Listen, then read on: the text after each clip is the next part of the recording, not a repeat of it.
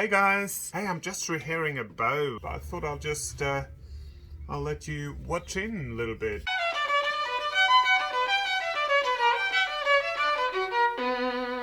Hey, I'm just rehairing a bow. This one is by Chanot, which was a company, a French maker that was based in London in the late 1800s, early 1900s. Yeah, probably one of their better student instruments, but it's a beautiful bow, beautiful Pernambuco bow. I have to do new silver winding at the same time, so I'll be doing that. And then I'll rehair the bow, and I thought I'll let you watch in a little bit. I did have two set help me with rehairing bows. Well, they tried. And that stops the knot from slipping out. I'm running. A little while ago. So at the moment I'm just cleaning and polishing the bow. You can see it's starting to get a nice shine on it. A lot of people forget to, when they're cleaning their instruments, actually forget to wipe their bow down at the same time. That's pretty important because when you get rosin buildup, at first it just sits on the bow as dust, but because rosin melts so easily, it quite often melts into the stick of the bow, and then it becomes a lot harder. Okay, so my next step here is going to be to put the silver winding on.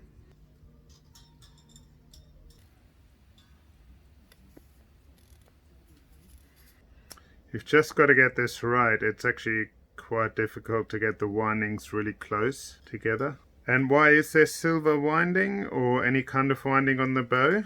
Well, the main reason is when you're playing, quite often your fingers would end up touching the bow stick, and when the fingers touch the bow stick, they can actually wear away the bow stick. And, especially when you have valuable bows, like old French or English bows, or German, you can end up, literally losing tens of thousands of dollars in value on your bow. Just going to stick down some paper as a base for the leather to go on top of. So the paper, basically roll up the paper to the thickness of the silver. It's also where I make little adjustments for the thumb indent. There we go. That's pretty much ready for the leather to go on. Just going to do a little bit of an indent where the thumb goes. So when you're holding the bow, the thumb goes down here, and I actually make the leather just a little bit thinner around here, slightly with a slight dent, because it's more comfortable for the thumb. Okay, so the next thing I have to do is I have to do the leather. So that's going to go on here. So first of all, I'm going to find a nice piece of leather that I can use. So I just got to finish cutting the leather.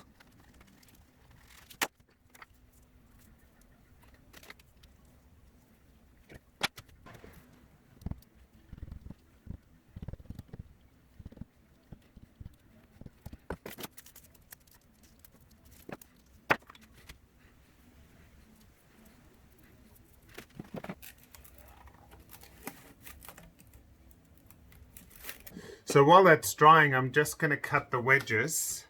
So the wedge has to fit 100% into the tip here.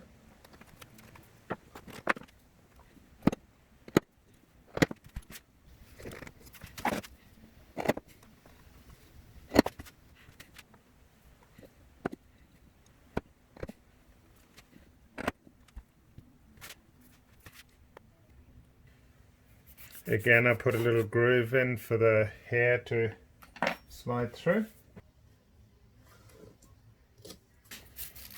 So now I've got to tie the knot. So I'm going to put a bit of rosin on here. This is the first knot. It's going to be at the tip of the bow. Had some fun here with when Brett and Eddie from Two Set we're trying to do rehair. Okay, you just got to make sure you hold it sideways. I'm panicking. It's a childproof lighter. Yes. Okay, the biggest challenge was actually lighting the lighter.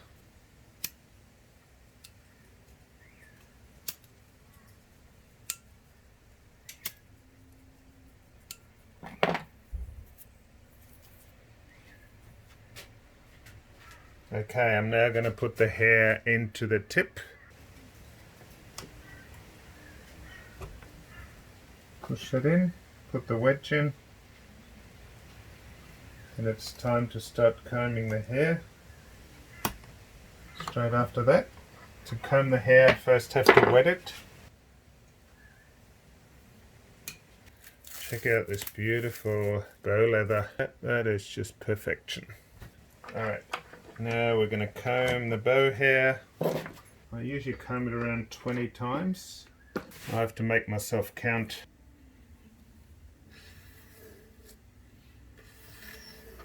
So I comb it a little bit to one side because I put more hair on the playing side, which means the other side, that side needs to have less tension because there's more hair on that. Otherwise, if I put more hair on the playing side and don't change the tension of the hair, then the bow will start warping over.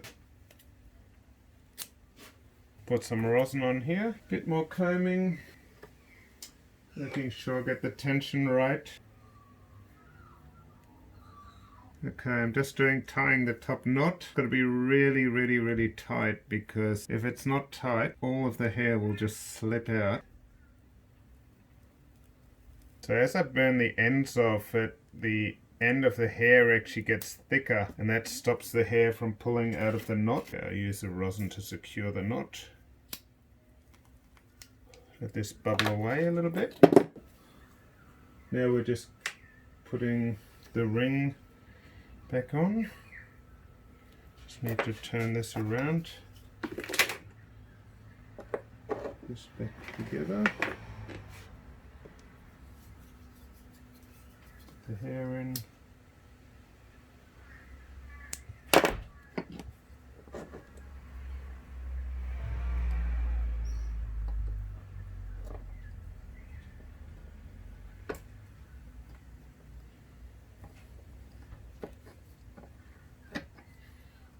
Okay, now the wedge.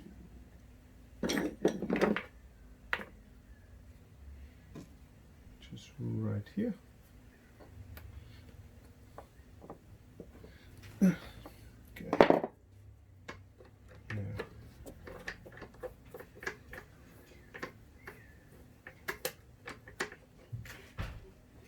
Now we're just going to put a bit of pencil on the slide here. Put that back in. There we go.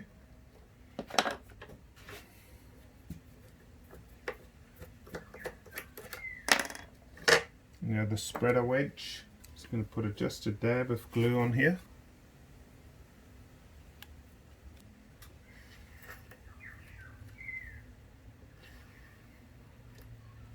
So we're going to put a bit more hair on the playing side. Oh, that's a bit too much hair on the playing side. Let's try again. There we go.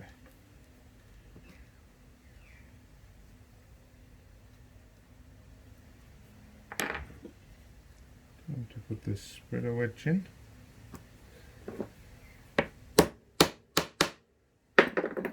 This always looks a bit scary when you do that. So now I'm just going to cut the spreader wedge off. Got to be pretty careful here because if you get this bit wrong, you just end up cutting the entire rehair back off. And we are pretty much done. So now all I have to do is put some rosin powder on here, which I will do, and then stretch the hair. There we go. And then I will stretch the hair. Always have a few hairs breaking, but that's okay. They're the weak ones. We want them gone anyway. So I've got this stretching now, so I'll put this wedge in here. I know it looks a bit weird, but that's going to stretch the hair out. And then very soon that will be ready to play. Okay, well that bow is ready to go. Take a look. Has a beautifully restored frog, and it should work really nicely.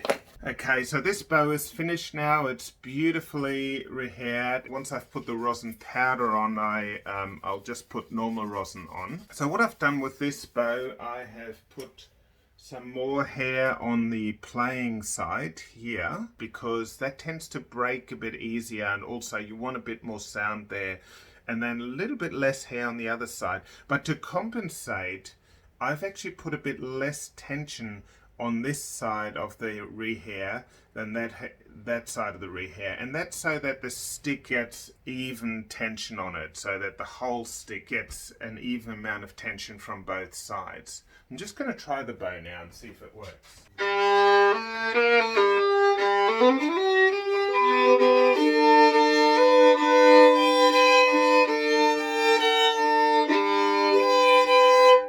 Yeah, I'm happy with that. That sounds really nice, and the silver is just beautiful.